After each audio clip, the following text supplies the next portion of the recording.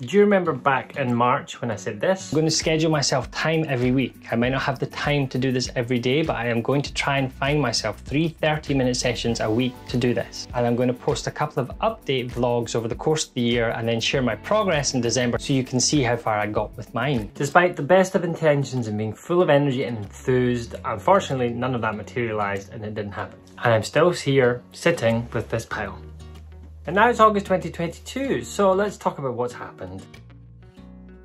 Hi, I'm Tom, the Colourblind Quilter, and I thought it might be helpful to have a little just chat and a little update about what's really been going on for this year. So rewind back to the end of 2021 and I published my goals for Quilter's video. I was so full of enthusiasm and raring to go. I had all these grand plans for everything I was going to do, not only with my YouTube channel and social media, but with all the quilts and projects that I wanted to work on in 2022. I really was fired up for a great year. But slowly, over December and into January, work had been getting more and more hectic and had been taking more and more of my time. And that was because one of my colleagues and good friends was actually sick and fighting with COVID at that time. Sadly, they lost that fight in January, which was a great shock and was a really difficult time. And we were co-founders together of a business, so whilst we were on shock and we were grieving, work had to continue, business kept going and things had to be done. So I found myself working my job and taking on her responsibilities as we tried to keep the company afloat. And as an owner of the business, this was really hard because not only had I lost a very good friend, but we had customers who were still expecting things to happen. And then whilst there was allowances, they still expected to get what they were paying for. So work had to go on. And that for me turned into 14 to 16 hour work days, usually 7 days a week, finding myself fighting for time to do anything other than just work.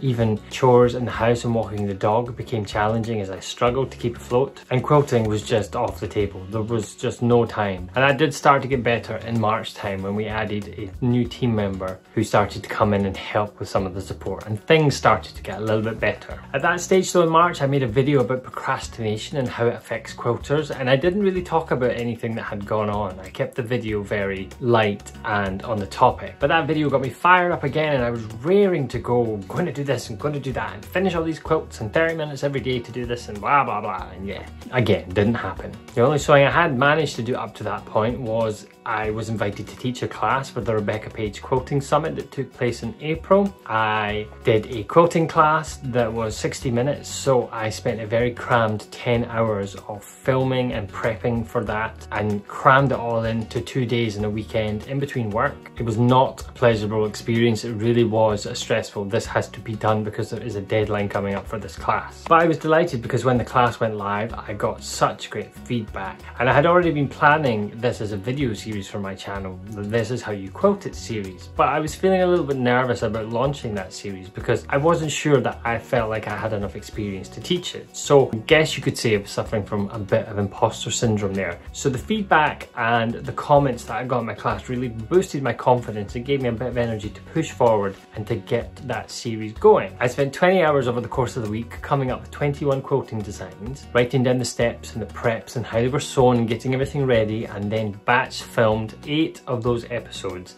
with the grand view that I was going to sit down and edit these all, and it would all be scheduled throughout the year and it would be wonderful and automated and all that. And yeah, you guessed it, didn't happen. I ended up having to edit every episode as it was coming up to the deadline. Usually probably about 15 minutes before the deadline for the video was being published, I was still putting the final touches on it. And then work reared its ugly head again. Our organisation runs an international conference every year and has done since we started in 2013, but because of the pandemic we had switched to an online format. We have customers on 30 countries around the world, so to ensure that as many people were able to access that training, we decided to split into 2 time zones, doing half of the conference in US time zone and half of the conference in the European time zone. But in fact what that actually meant was we were actually doing 2 full-on conferences, and so the workload for that doubled, and the days went back to 14 to 16 hours again as we scrambled to put our conference together. Even if I wasn't working, my brain and body were exhausted from the stress, and so I just wanted to sit on the sofa and read or watch TV, and going upstairs,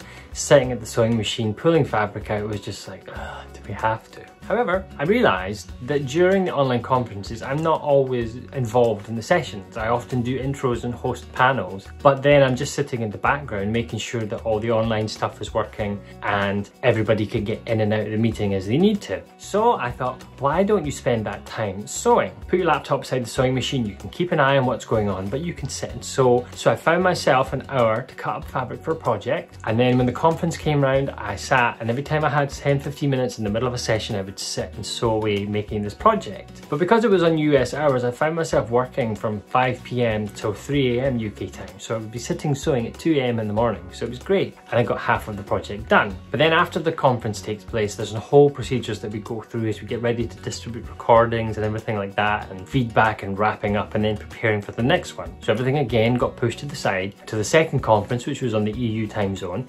And then again, I've finished the quilt top by doing little bits of sewing in between the sessions or during sessions when I wasn't needed, and I got the quilt top finished. And then it went in a pile and sat there until today. And then as if life wasn't crazy enough, and don't get me wrong, I am grateful to have a job and I'm grateful to have a business that's successful and doing well. But in June I was elected as the CEO of the business. So of course that added a whole new level of complexity to my job, because I wasn't stepping out of my job and into a CEO's role. I was adding the CEO's role on top of my existing workload. With that came a team of 30+ people to manage and all the responsibilities that come with being the CEO of a business. So whilst I love the job and I love doing it, again, quilting out the window. But I worked with the team and we came up with solutions, and so things were just starting to feel like, okay, the initial rush is over, settling down into the job, and then I got COVID. Now I have successfully avoided COVID for 2.5 years. Very careful when we're out and about, but we went to a gig with 10,000+ people at it and came home with COVID.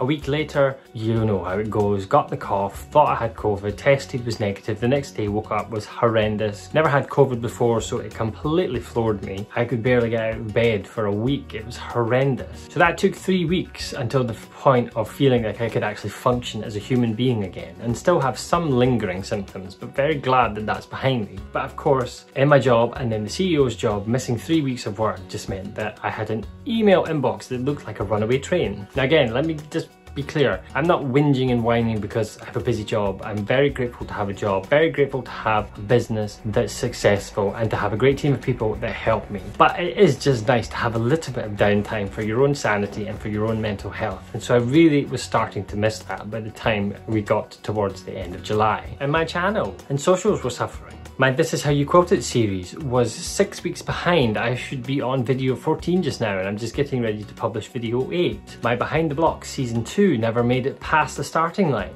Designed the quilt, coloured the quilt, wrote all the cutting instructions and fabric requirements, and then started to plan out all the instructions for the blocks, and that was as far as I went. I was launching a Skill Builders series, which would have been on video number 5 just now, but all I had managed to do was design the first 3 quilts, write the first quilt pattern draft, and buy the fabric, and that's still sitting in a box. Now yes, I have done quite a lot, and actually that's really good, but I'm just missing that time to get it across the finish line, to get it out. And this is all before I even think about all the other videos that I wanted to make.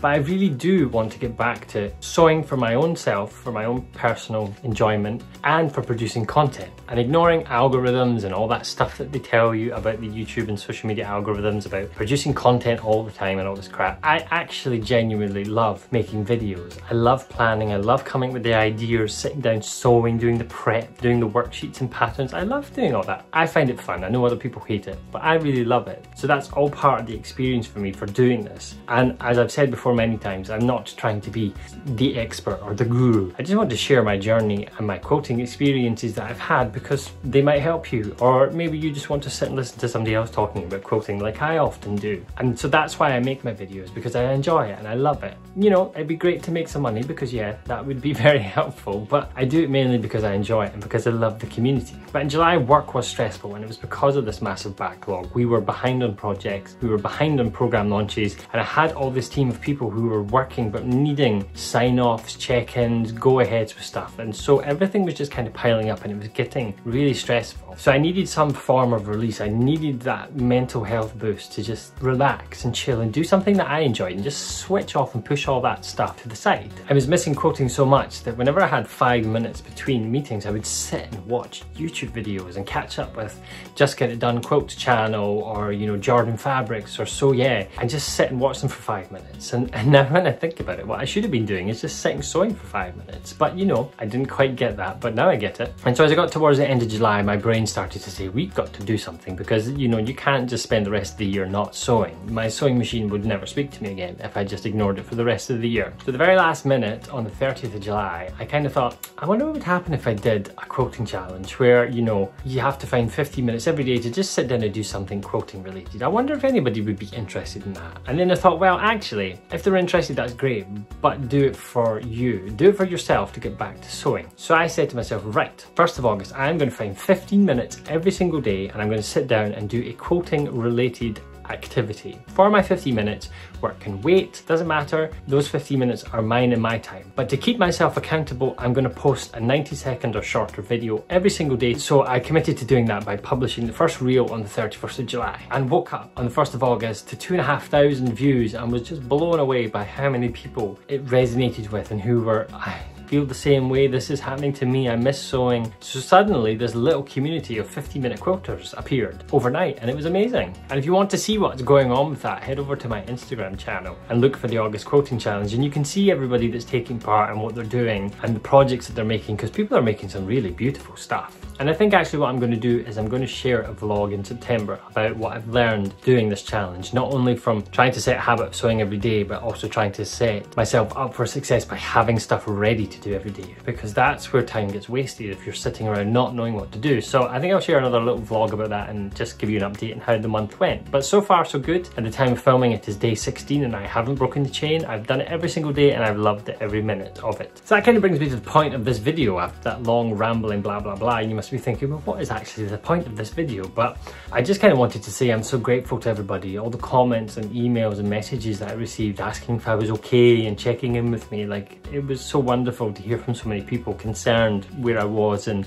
how were things going, and not from the point of view of you need to make more content, where's your videos, just hey, you were quite active and you disappeared, are you okay? And that was lovely to really have people think of me in that way. So I'm truly, truly grateful to people for thinking of me like that and for checking in and making sure that I was okay. And I'm grateful to everybody that watches my videos or likes or comments or gets in touch or gives me a thumbs up or anything like that. I truly appreciate everything and all of the support that you've given me. My channel has had quite a few bumps this year thanks to the generosity of others. Karen from Just Get It Done Quilts mentioned me in her quilting libraries video, and that gave me an overnight boost of like 800 followers, which just I was struggling to keep up. And then I did the Rebecca Page Quilting Summit, so that gave me a little boost. And then I was very fortunate that Love Patchwork and Quilting magazine came along and asked me to be part of an article about colour. So I was in issue 113 in July. Going to be in another quilting magazine in September, which will give me another little boost. And then there's been various other little things that have gone on that have just bumped and propelled me along, which have been amazing and wonderful. But the way that these YouTube and all these things work, there are algorithms and they're looking for consistency and they're looking for people to watch and they're looking for you to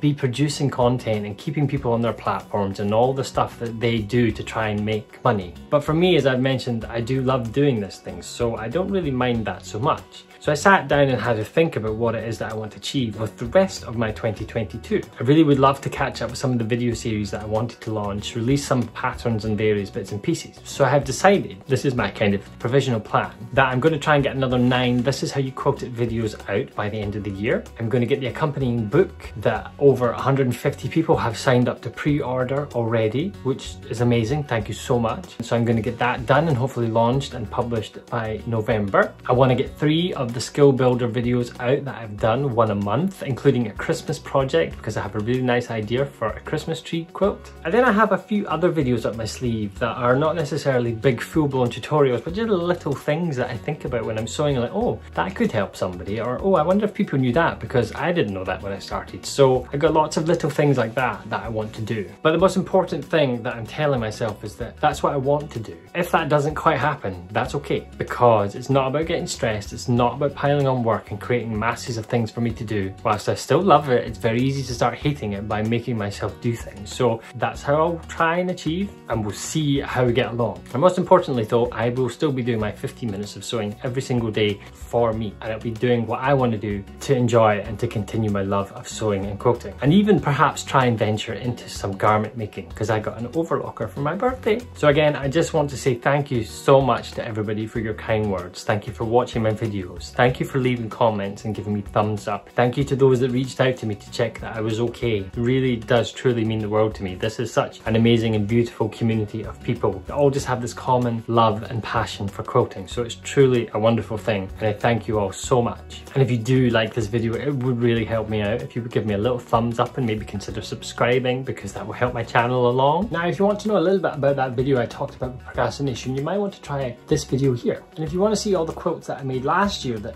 contributed to that massive pile of quilts, then you might want to check out this video here. So until next time, take care of yourself, and I look forward to seeing you soon.